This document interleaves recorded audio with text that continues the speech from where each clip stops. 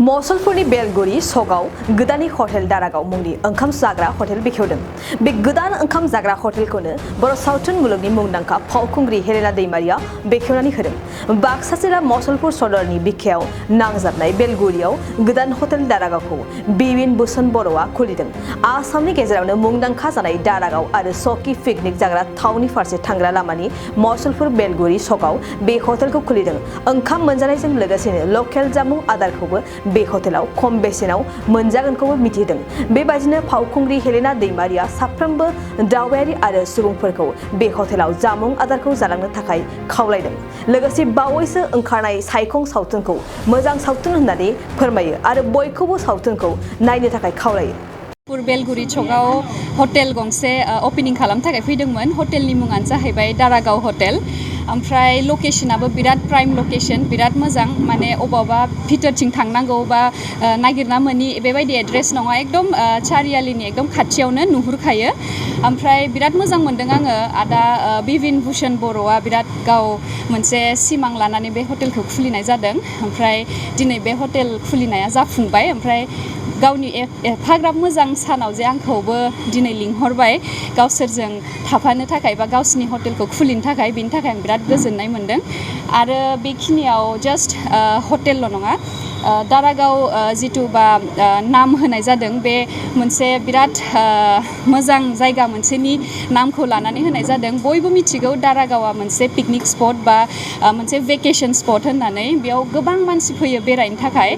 ओमफ्राय बेयाव बेरायनो थांनानै ओरै फैफिनबाबो बे हटेलाव हाबलांजायो, एकदम खाथियावनो जायो। ओमफ्राय बिथिं जास्ट पिकनिक स्पटनि लोगोसे बे मुसलपुर जायगायाव बहुद गोबां अफिसफोर दङ, हस्पिटाल्सफोर दङ, बा गोबां मानसियानो बिथिंजाय बेरायनो फैयो। स' बयबो फैनानै बेवहाय बोथिसे मोजां ओंखाम बा मोजां जानायखौ मोनजागोन होननानै आं माबादों आरो, जेनेबा बिसास मोनसे दं आरो। बेयाव फैनानै एकदम बयबोथ' मिथिखायो जों उदैखौ जुदि मोजाङै माबानो हायोबाथाय होमबासो मुदाबो मोजां जायो, नङा होमबा? आं सानो बे हटेलाव हाबफैयोब्ला बयबो रावबो माने गोसो गाज्रि जानाय नङा, मोजाङै बोथिसे गोथाव बोथिसे ओंखाम ओंख्रि जानानै थांनो मोनगोन होननानै। रिसेन्टलि आंनि मोनसे मुभि सायखं रिलिज जाबाय। ओमफ्राय गराय फाख्रि होननाय मोनसे बे पस्ट प्रडाक्शननि खामानि सोलिगासिनो, बेबो रिलिज जासिगोन बावैनो, बारा गोबाव गैला नुनो मोनसिगोन। ओमफ्राय सायखंखौथ' बुहुदानो नुबाय आरो सोरबाफोर जायफोरा नायाखै नायनो हागोन। नायगिरि बिथांमोनखौ मा खावलायनो सानो? नायगिरि बिथांमोनखौ बेखौनो खावलायनो सानदों जे जायफोरा नायबाय माबायदि मोनदों बेखौ फिडबेक हो, जाहाथे नेक्स्ट फिल्मफोर खालायोबा माबायदि माखौ आङो इमप्रुभ खालायनांगोन बा माबानांगोन बेखौ मिथिनो आंखौ बुं। आरो जायफोरा नायाखै प्लिज नायनानै मोनसे बेयाव बेलेग धरननि मोनसे स्ट'रि नुनो मोनगोन। बेखौ आं दा बुंथ'ला माबायदि स्ट'रि, नोंथांमोना नायनानै बुंदो आरो। औ, रायजोफोरखौ आं बेखौनो खावलायनो सानदों जे मोनसे जों जेब्ला हटेल बा जों जेब्ला बाहेराव जानायनि खोथा सानो, अब्ला जों सानो जे फुड क्वालिटिया माबायदि जागोन। फुड क्वालिटिखौ साननानै जोङो अलवेज जों मा सानो जे अबेबा मोनसे हटेलाव थाङोबा जों मोजां जानो मोनगोन बा न'नि बायदि जानो मोनगोन।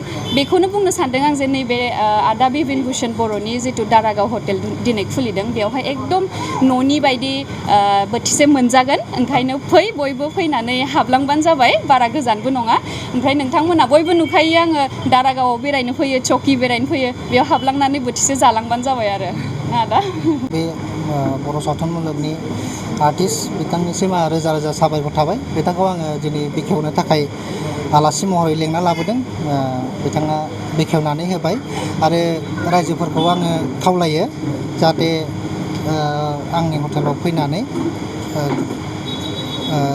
बोथिसे जाफैयो आरो हानायमानि आङो सेटिसफाइ खालामनो नाजागोन।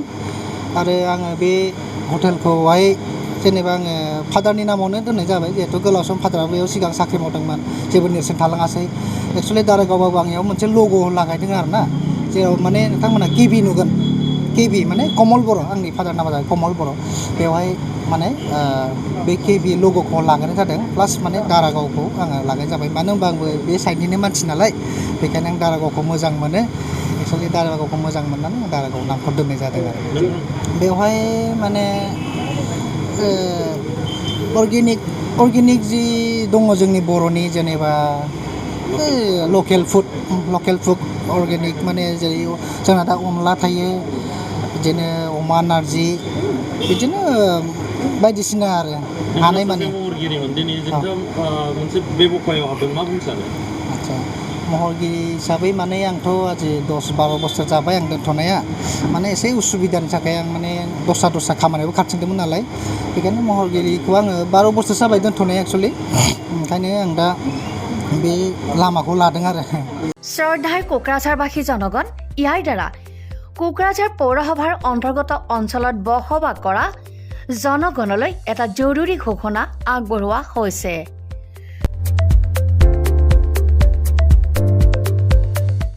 কোকৰাঝাৰ পৌৰসভাৰ অধীনত প্ৰপাৰ্টি বা হোল্ডিং টেক্সৰ সেল্ফ এছেছমেণ্ট আৰু ৰি এছেছমেণ্টৰ কাম পূৰ্ণ গতিত চলি আছে।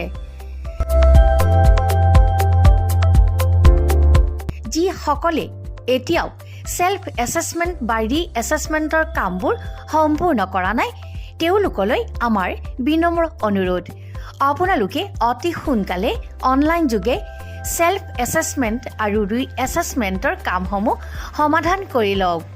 তাৰ বাবে আপোনালোকে অনলাইন যোগে প্লে ষ্ট'ৰলৈ গৈ আসাম প্ৰপাৰ্টি টেক্স এপছটো ডাউনলোড কৰি এই এপছৰ দ্বাৰাই আপোনালোকৰ আধৰুৱা কামবোৰ সম্পূৰ্ণ কৰি ল'ব পাৰিব। নতুবা play.google.com/store/apps/ৱেবছাইটৰ জৰিয়তেও আপোনালোকে আপোনালোকৰ কামসমূহ সমাধান কৰিব পাৰিব। যদিহে আপোনাৰ অনলাইন যোগে আধৰুৱা কামবোৰ কৰিবলৈ অসুবিধা পাইছে তেতিয়াহ'লে আপোনালোকে কোকৰাঝাৰ পৌৰসভাৰ কাৰ্যালয়লৈ গৈ ৱাৰ্ড কমিছনাৰৰ পৰা প্ৰয়োজনীয় আবেদন পত্ৰ অৰ্থাৎ ফৰ্মসমূহ সোনকালে সংগ্ৰহ কৰি লওক। বিতংকৈ জানিবলৈ কোকৰাঝাৰ পৌৰসভা কৰ্তৃপক্ষৰ সৈতেও যোগাযোগ কৰিব পাৰিব। ইতিমধ্যে আপোনালোকৰ সহায়ৰ বাবে মেগা কেম্প কাৰ্যসূচী অনুষ্ঠিত কৰি থকা হৈছে। ধন্যবাদ।